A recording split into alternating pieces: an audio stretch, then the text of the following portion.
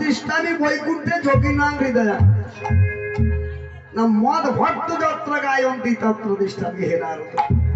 আমি যোগীর মাঝে থাকি না গো, যোগীর মাঝে থাকি না, আমি যোগীর মাঝে থাকি না, যোগীর মাঝে থাকি না, আমি বৈকুণ্ঠে থাকি না, যোগীতে থাকি না, বৈকুণ্ঠে থাকি না। বৈকুণ্ঠেতে থাকি না। কোথায় থাকা হয়?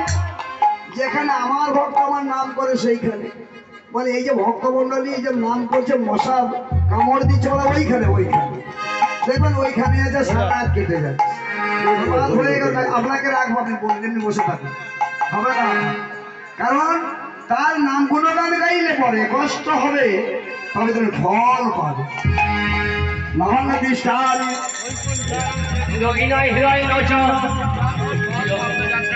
মদ ভক্ত যত্র গায়ন্তি তত্র তিষ্ঠামি হে নারদ। তাহলে মধুর বৃন্দাবনে পেলাম ভগবান শ্রীকৃষ্ণ, প্রয়োজন শ্রীমতী রাধা। কোন কোন ভক্ত নিরজনে বসে তার নাম করেছিলেন?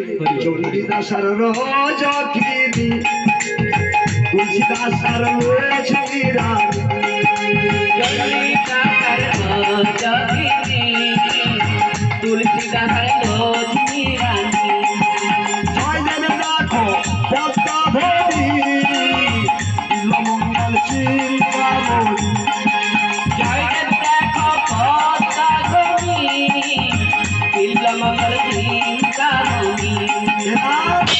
নিরজনে বসে বসে গোবিন্দ নাম করে, আর আমাদের বাবাজি বৃন্দ সন্ধ্যার সময় হরি মন্দিরে মালা নিয়ে বসে পড়ে। বাবা বর্তমান ফাল্গুন মাসের এমন মশা বেরিয়েছে, এনারে হরে কৃষ্ণকে যদি একটা আস্তে করে দিয়ে দেয় আর কি, সব গুছিয়ে নিজের ঘরের মধ্যে প্রবেশ করে। নিতাই গৌর প্রেমানন্দে হরি হরি বল। তাহলে তখনকার দিনে এইসব ভক্ত নাম করেছিল, তাদের কিছুই অসুবিধা হয় না।